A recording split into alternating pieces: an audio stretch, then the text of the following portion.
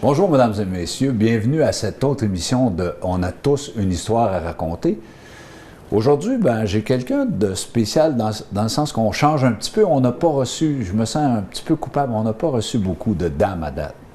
Et aujourd'hui, on a une dame, puis pour vous la caractériser, moi je vous dirais, là, pour la connaître, là, c'est une dame de bienfaisance, une dame de bonté, une dame de cœur. Et je vous présente Mme Patricia Sauli. Bonjour Patricia. Bonjour. Merci d'avoir accepté notre invitation. J'apprécie toutes les qualités que vous m'avez attribuées. Je pense qu'elles sont vraies. Si on regarde on va regarder ensemble ton parcours, puis on va se rendre compte que le don de soi est toujours là. Tu as toujours travaillé avec le public, avec les gens. Oui. Tu as toujours essayé de rendre les gens à l'aise et heureux. C'est la priorité dans nos vies. Si tu es coiffeur, tu es psychologue. Alors, tu es créateur, puis tu es confident, avec amour, toujours avec amour. Est-ce que c'est vrai, on peut dire que les coiffeuses ou les coiffeurs étaient les premiers psychologues que les gens ont eus? En tout cas, pour ma part, c'est la vie de mes clientes. J'ai créé pour mes clientes et j'ai reçu beaucoup de mes clientes. J'ai eu 4 générations, donc tu connais la vie de tout le monde, les bons côtés, les mauvais côtés, mais de l'amour puis de la créativité, oui, j'ai connu ça. Et ce qui est, pour nos téléspectateurs, Patricia, elle a été coiffeuse pendant 4 à 5 décennies. 46 ans. Donc 5 décennies. Et ton salon de coiffeuse s'appelait le Salon Eva. Le Salon Eva a commencé, moi j'avais 9 ans. Le Salon Eva s'appelait Eva parce que c'est ma mère qui a commencé le Salon Eva. Ma mère était une grande créatrice en couture, en coiffure, en crochet, en tatting. C'était une personne formidable, maman. Je disais toujours, si j'avais une 10e de ses qualités, je serais millionnaire. Mais elle avait un don de soi et des capacités. Elle travaillait 20 heures par jour. Et pour avoir le Salon Eva, elle a été obligée, parce qu'autrefois, je coupe court à ça, autrefois, il y avait un comité paritaire et une association patronale à Saint-Hyacinthe. On avait un statut au niveau du gouvernement, ce qu'on a perdu en 80. Mais elle, pour être capable d'opérer le Salon Eva, elle a dû prendre des cours à Granby. Elle avait 37 ans, c'est loin là. Une femme qui part de Saint-Hyacinthe tous les matins, qui va à Granby prendre des cours de coiffure pour avoir vraiment un diplôme. Quand elle est revenue, elle a travaillé au Salon Michel quelques mois, et là, elle a eu son diplôme. À la suite de ça, nous sommes déménagés de la rue La Fontaine à chez M. Deslandes sur la rue Nicole aujourd'hui. Ce qu'on appelait le quartier 5. Oui, quartier 5, l'épicerie de M. Deslandes, dont Réginald Deslandes-Curie, Jean Deslandes-Curie, les 2 sœurs Deslandes qui travaillaient au centre de bénévolat, qui sont religieuses. C'est des gens formidables en bas. Et maman a ouvert son premier salon là, au-dessus de l'épicerie des Landes. À la suite de ça, nous sommes déménagés sur la même rue, en face de l'épicerie Fryer. Et c'est à cet endroit-là que nous avons eu la chance d'avoir les Houlops, qui venaient se faire décolorer les cheveux et coiffer à chaque semaine. Et c'était... Mais quand tu as eu les Houlops, c'était les Houlops, c'était pas les têtes blanches. C'était les Houlops au début. Et quand ça arrivait avec les petits MJ et les petites autos, là, le salon se remplissait, là, ça n'avait pas d'allure. Là, les femmes, c'était fou raide. Là, ça l'attirait, disons, beaucoup. Et j'étais très jeune à ce moment-là. J'avais 16, 17 ans. Tu étais plus jeune qu'eux? Oui. Oui, parce que oui, j'étais plus jeune. Yvan Côté qui est plus âgé que toi. Il y avait Yvan, il y avait Jean-Claude Domingue, Jean-Claude Bernard, Claude Laviolette, Gilles. Et il y avait aussi, un jour, dans mon parcours un peu plus âgé, là, les Sweet People. Bien, les Sweet People, c'est Jerry Plamondon. Et oui, et il venait se faire coiffer au Salon Eva. Est-ce que tu as coiffé Annie Morisseau? Oui, c'est ça, j'en viens à ça. C'était une petite blague. Parce qu'après, on va retourner dans ma jeunesse. Ta naissance, à ta jeunesse. Oui, ça, si on m'écoute, les madames qui ont un certain âge vont se rappeler de ça. Le salon était toujours plein. J'avais 6 places de travail. Alain était après se faire teindre, parce qu'il se teignait les cheveux. Et ma Déruda, c'était à l'autre place. Et j'ai une cliente qui le regarde, puis elle était comique, cette madame-là, puis elle était toujours à faire des blagues à double sens. Elle m'a dit, mon cher monsieur, puis j'étais après le coiffer, mon Dieu, vous ressemblez à Alain Morisseau, vous, c'est bien effrayant. Puis il dit, c'est bien moi, ma petite dame. Fait que là, tout le monde a pouffé de rire dans le salon, mais elle était malheureuse, elle était mal à l'aise. Mais des situations cocasses, il y en avait avec son comme ça. accent suisse. Ah oui, oui, oui. Son accent suisse. Mais dis-moi, toi là, ton parcours plus jeune, Plus jeune. tu viens du centre-ville. Je suis née sur la rue de l'Hôtel-Dieu. L'Hôtel-Dieu, donc, si tu veux, les gens, là, si sont Entre Giroir. Le Vanout, là, c'est des cascades de l'Hôtel-Dieu. Oui, c'est entre Giroir et des Cascades. Ma maison est détruite aujourd'hui. Tout près du courrier. En arrière du courrier. Et à côté, juste la porte voisine de notre appartement, il y avait une madame qui faisait des chapeaux. Doris. Aujourd'hui, c'était Doris Fourrure. Elle est décédée. Son fils Richard est décédé aussi. Oh, c'est Doris Pincens. Oui, j'allais chez elle Pincens. régulièrement. Puis j'étais le modèle pour les chapeaux d'enfants. Elle prenait ma tête pour faire des chapeaux d'enfants. Et en avant, il y avait la boutique Francine, une boutique pour dames. À côté, il y avait une boutique qui s'appelait Chez Nicole, qui était un magasin pour vêtements d'enfants. J'étais une enfant choyée parce qu'il n'y avait pas beaucoup de petites filles dans ce coin-là. Et j'allais chez ces gens-là. Ils me recevaient. J'ouvrais la porte, puis j'étais bienvenue tout le temps. Maurice Charon aussi, le garage Maurice m'a beaucoup gâté. Il m'a donné des 5 cents pour aller chez Duval, qui était au coin de Cascade et Hôtel-Dieu. Puis j'aimais bien ça, aller chez M. Duval. Donc, c'était de l'autre côté du United.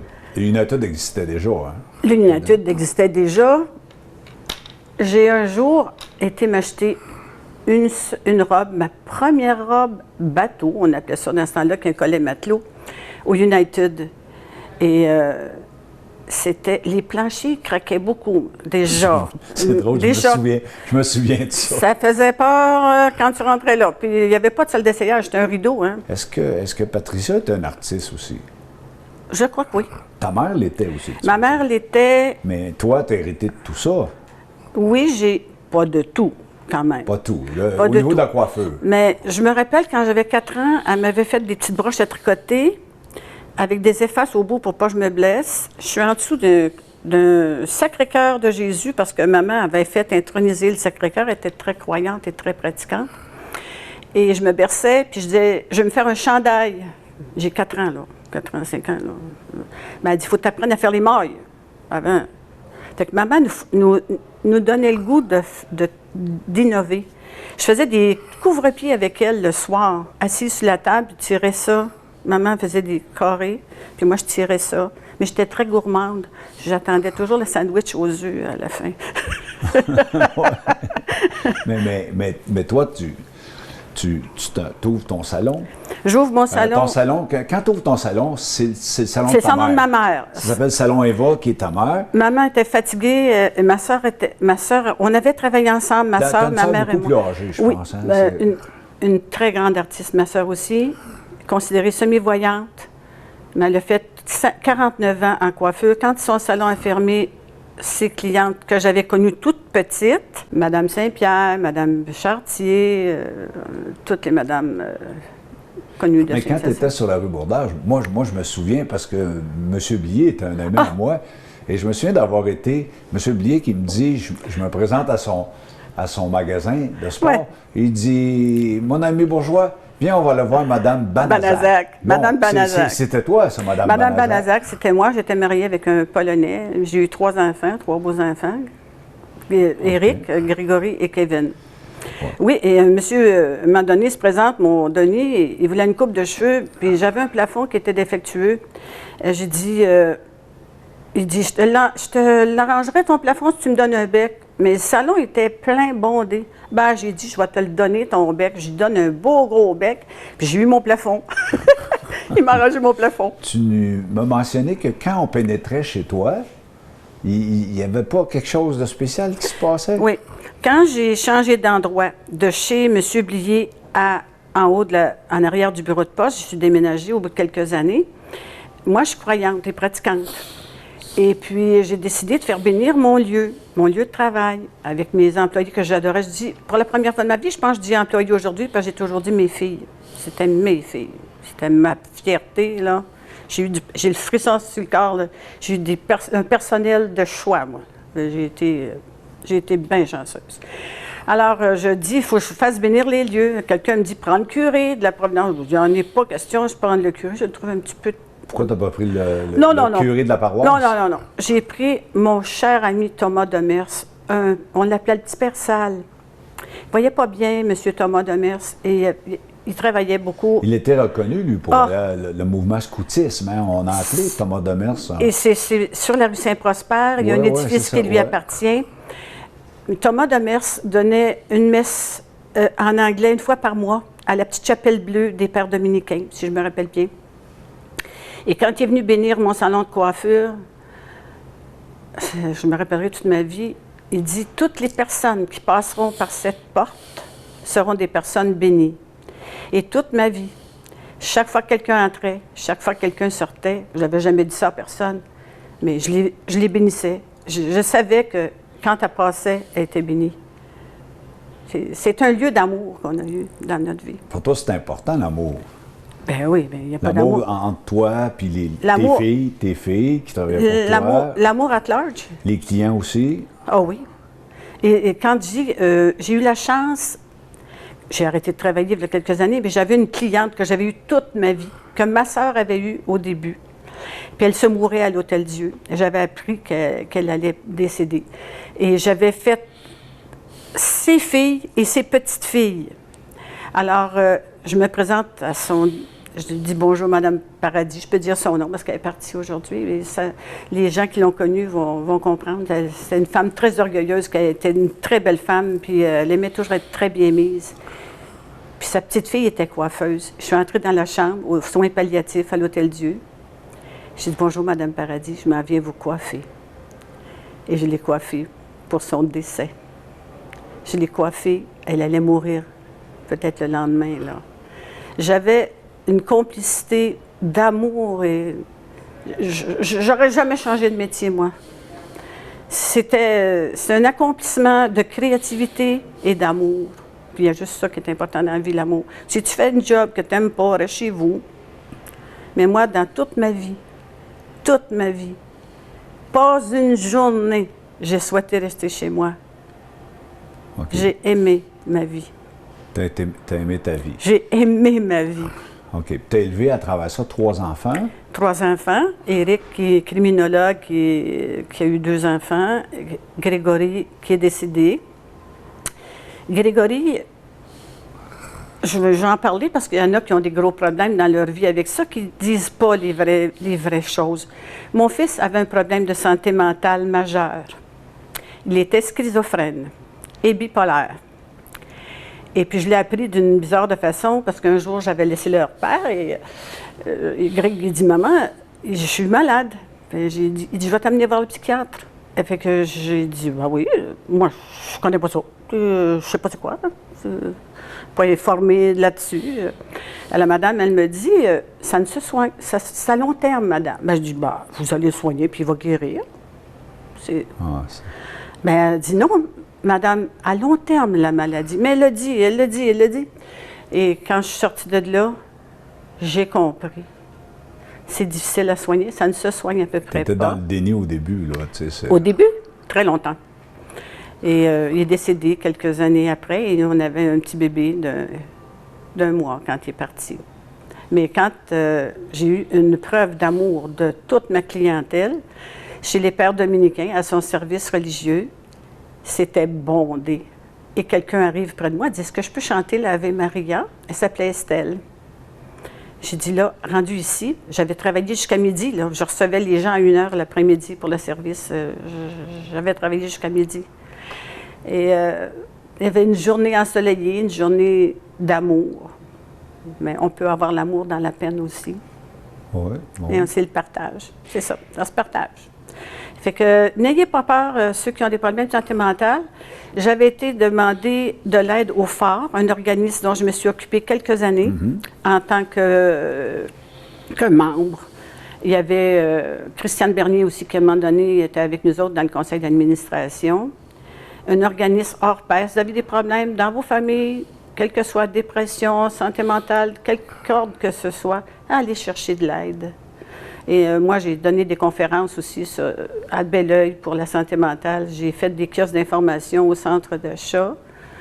Il ne faut pas avoir honte de ça, là. Il y en a qui ont le diabète, il y en a qui ont le cœur malade, bien, il y en a qui ont des problèmes bipolaires, puis il faut les soigner. Heureusement, maintenant, on a des gens compétents pour nous informer, nous guider. OK, donc c'est un gros événement de perdre un fils. Là, perdre un fils. Le perdre physiquement, oui. Le cancer de l'âme, monsieur, est bien pire que le cancer du corps. Le cancer de l'âme, tu perds la personne, elle n'est plus elle-même. La schizophrénie, c'est très difficile. Ça ne s'accepte pas, en tout cas au premier abord. Après avoir contacté le phare, là, j'ai appris à accepter. J'ai eu beaucoup de colère face au bon Dieu. Parce qu'il y a des choses que je n'acceptais pas dans la vie, moi, des gens. Je disais, il ne faut pas jamais juger, mais j'ai jugé, comme n'importe qui. Moi, je disais, hey, les divorcés, là, puis les schizophrènes, là, c'est dangereux, ça. Non, non, non, mon fils n'était pas dangereux. Je suis une divorcée et je ne suis pas pire qu'une autre personne. Mais j'ai jugé et bon, la vie m'a ramené à moi mes jugements. Et si j'ai jugé quelqu'un par quelque façon que ce soit, j'en demande pardon à tous ces gens-là. Mais ne jugez pas. Est-ce que ça fait longtemps que tu fais de l'introspection de ce type-là? J'ai eu la chance dans ma vie d'avoir une dépendance. Une dépendance à la cigarette. Et je fumais 2 paquets par jour. Je me levais la nuit pour fumer même. Et à un moment donné, je me suis levée, j'ai dit, je prendrai 100 livres s'il faut, j'arrête de fumer. Je suis arrivée au salon, j'ai jeté mon paquet de cigarettes neuf et j'ai dit, si j'aime une personne ici, je vais lui défendre de prendre ça. J'ai plus jamais refumé. Et j'ai eu l'autre chance, c'est de prendre une thérapie transactionnelle, l'analyse transactionnelle avec le père Jean Martin. C'était une personne, un don de soi, c'est un saint, ce monsieur-là, un don de soi total. Il nous recevait 12 minutes par semaine à peu près, ou par 15 jours, là. Mais par mois, il y avait 300 personnes qui venaient le voir. Ça ne nous coûtait rien. Ça nous coûtait 5 $ par fin de semaine. Et il nous connaissait tellement, là. Il disait, puis ton deuxième, mon deuxième, c'est Grégory, c'est lui qui est décédé. Il savait que je m'inquiétais pour Grégory, tu sais.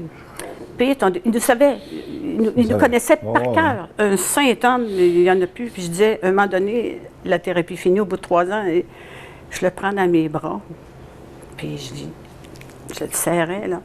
Je dis, remercie la vie de vous avoir mis dans la mienne. Puis j'espère qu'il va en avoir un autre, mais ils n'en trouveront pas. Et j'étais chanceuse, il est décédé. J'ai fini la thérapie en juin et lui il est décédé au mois d'octobre suivant. Et je l'ai suivi à son décès, puis il y avait un Dominicain, M. Jérôme, Père Jérôme, qui était là. Il dit, qui êtes-vous, vous? Ben, j'ai dit, je ne l'aurais pas laissé, hein, le père, là. J'ai dit, moi, je suis sa fille. Ben, dis-moi, je suis son frère. On est restés ensemble jusqu'à la mise en terre de cet homme extraordinaire, là. Et là, suite à ça, ben, là, tu deviens plus introspective sur ta vie, etc. Oui. Et là, tu as un troisième enfant qu'on n'a pas parlé. Kevin. Kevin. Tu as encore un autre garçon. Oui. Il a eu une petite fille, elle est décédée à la naissance. J'ai eu la chance de la mettre au monde et de m'en occuper. Et après ça, il y a eu 2 garçons, Esteban et Ludovic.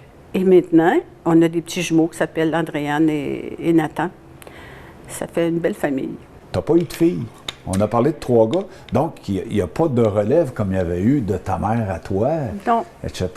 Non, est-ce que c'était un deuil, ça? Bien, ça l'aurait été pour ma mère, ça l'avait vécu, certain. Elle aurait bien voulu que ça continue, mais ça n'a pas continué, malheureusement. Et quand j'ai, un jour, dû mettre la clé à la porte le 26 juin 2010. J'émotive. Non, pas. C'est toi? Alors, mon chum a filmé les 3 jours. Ben, j'aimais pas les gros parties. Mais je voulais souligner la belle vie que tout le monde m'avait donnée. Parce que si j'ai continué autant d'années, c'est qu'il y avait de la fidélité, autant dans la clientèle que la créativité de la coiffeuse. Si tu n'as pas la clientèle Et on a filmé chaque cliente. Je voulais apporter une petite cloche aujourd'hui parce que les jeunes, les gars, les femmes qui vont écouter ça, j'avais une cloche. Chacun avait un beau souvenir de sonner ma cloche. Tous les enfants. J'ai des gars qui ont 50 ans aujourd'hui qui disaient « Patricia, as-tu encore ta cloche? » Oui, oui, oui, je l'ai dans ma chambre. Je vais garder ça le restant de mes jours. C'est une cloche remplie d'amour. Et quand on a défait la pancarte du Salon Eva, mon chum était d'une tristesse. Mais j'ai dit avant là, de défaire tout ça, on va faire un autre père. On s'est pris la main. On a remercié la vie de m'avoir donné la chance de créer, d'aimer, d'avoir autant de gens dans ma vie. Et on a remercié, on a fait un autre père, on a tout fermé ça. Mais j'ai des souvenirs inoubliables parce que durant 3 jours, moi j'adore le champagne, les fraises et le chocolat. Et on avait dressé une table de fruits parce que je ne voulais pas faire un party, là. Mais dans mon domaine où je travaillais, les gens que j'ai aimés ont partagé des mimosas, ont partagé des fruits et du chocolat avec tout l'amour que j'avais. J'ai eu la chance les derniers 6 mois de les informer que j'allais... parce que mon bras, il ne lève plus. Et j'ai eu un accident. Et c'est pour ça que j'ai dû fermer, parce que j'aurais travaillé encore quelques années. Et j'ai ces beaux souvenirs-là que Jacques a tout filmé, là. Mais j'ai eu des choses comiques à raconter. Je peux en raconter plein, mais... Puis il y a quelque chose qui se parlait à Saint-Hyacinthe, il disait, si tu te maries, bien, va te faire coiffer chez Eva. Oui. Qu'est-ce que c'est? C'est que toutes les coiffures de mariés, que ce soit maman, en tout cas moi, mais je sais que maman faisait ça aussi. Maman, elle se cachait elle se vantait pas de faire la charité, mais quand il y avait des petites filles qui faisaient de petites communions ou des mariés, maman, c'était gratis chez nous, c'était gratuit. Et quand, moi aussi, quand j'ai commencé, toutes les mariées, avant de la coiffer, j'étais en arrière, personne ne savait ça, mais je disais au bon Dieu, mets dans mes mains qu'est-ce qu'il y a de mieux. Et je te faisais des créations, là, c'est pas moi, là. C'est vraiment un don, là. Ça, tu l'as, ça t'appartient pas, là, ça, là. Ça faisait partie, là, de toi, là, oui, ça. Mais je le disais. Parce que c'était un grand jour pour elle. Oui. Toi, tu disais, ben ça, c'est gratis. C'est mon cadeau, ça. Oui, exactement. Et puis, à un moment donné, il y avait une madame Gendron, elle va se reconnaître parce qu'elle doit écouter. C'était un professeur, puis elle doit écouter l'émission. On espère qu'elle nous écoute. Ah, je suis certaine qu'elle le fait. Elle me dit, le salon est bondé, parce qu'il y a toujours plein de monde. Hein. J'avais 5-6 coiffeuses, fait avec 2-3 clientes en même temps chaque, fait que c'est beaucoup. Elle me dit, les gens le savaient en dernier que pour les mariés, c'était gratuit. Alors, elle dit, est-ce que tu coiffes les divorcés aussi? Je dis, non, c'est pas gratis, puis les divorcés, ça coûterait trop cher. Non. C'est une madame que j'ai bien aimée, ça, Madame Gendron. Et là, maintenant, tu as un conjoint. Oui, j'ai rencontré mon conjoint, moi, en 1992, chez Vanout. J'allais souvent chez Vanout, j'étais toujours toute seule, je passais mon temps à prier. Le monde disait que je croyais, mais moi, je croyais chez Père Dominicain, voyez-vous. Alors, j'allais pas bien loin. Et je voyais un monsieur, un rouquin, avec une petite moustache levée comme ça. Il souriait, toujours très discret, très... Là, puis moi, j'étais toujours tout seul. Puis lui, il me regardait. On se regardait, mais à un moment donné, j'étais prêt à écrire mes émotions. J'étais encore J'avais des problèmes avec mon plus vieux à la maison. Mais j'ai dit, monsieur, il passe dehors. Bon, quelquefois, je le voyais. Si vous n'avez pas personne pour vous asseoir, venez vous asseoir avec moi. Chercher mon besoin, moi, là. Il m'intéresse, le monsieur. Il arrive, il dit, qu'est-ce que vous êtes prêt à faire? J'étais prêt à écrire mes émotions, alors je m'explique. Il dit, moi aussi, j'ai fait le cours du PSG. Et là, on a appris à dire, on se parlait de parents autoritaires, dictateurs, d'enfants nourriciers, d'adultes. On se comprenait intimement, là, parce que le langage qu'on avait appris avec le Père Jean, on le connaissait les deux. Alors, durant l'après-midi, on est restés ensemble jusqu'à la fin de l'après-midi. La semaine d'après, il m'a téléphoné, puis on est allé monter le Mont-Saint-Hilaire, puis on est ensemble depuis ce temps-là. Je vous vois C'est un très bon grand-père, un très bon père pour mes enfants. Il a aidé mes enfants, il a aidé mes petits-enfants. C'est un homme exceptionnel, Jacques. Oui. OK. On a fait un peu le tour de Patricia. On pourrait continuer sur plein de choses. À 72 ans, j'en aurais peut-être à dire beaucoup. Qu'est-ce que tu penses que les Mascoutins vont retenir de Patricia Sauli? Tu sais, c'est la coiffeuse, c'est la barbière aussi, là.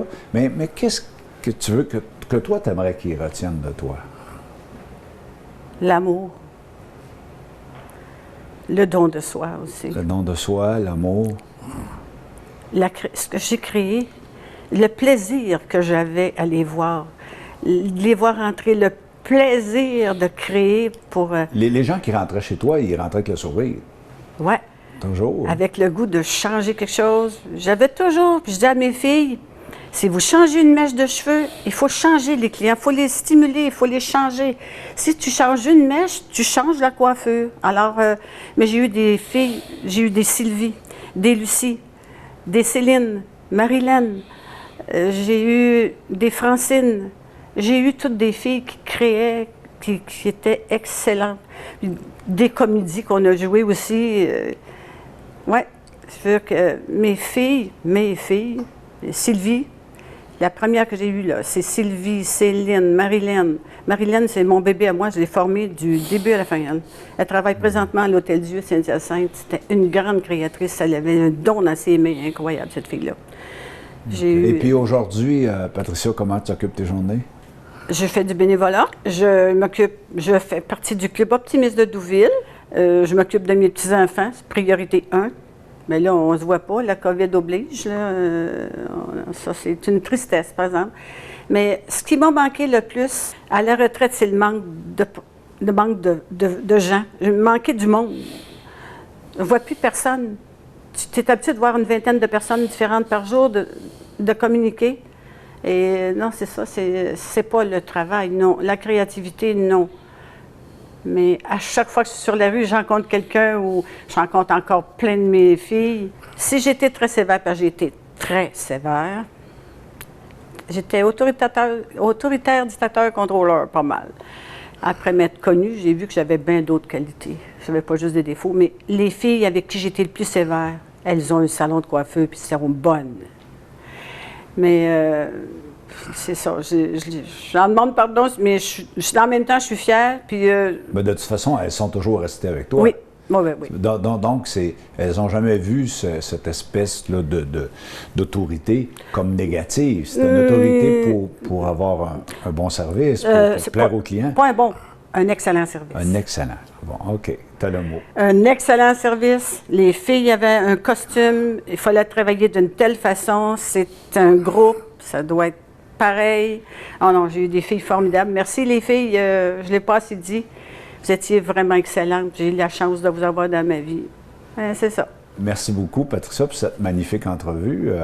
Je m'attendais à quelque chose d'excellent, mais c'est encore supérieur à ce que j'aurais cru, parce qu'on a laissé ton cœur parler et je t'en remercie de t'être livré aussi facilement. Et nos téléspectateurs en seront ravis. Et en passant, je dirais à nos téléspectateurs, merci d'avoir été là et je leur souhaite une prochaine rencontre. On a tous une histoire à raconter.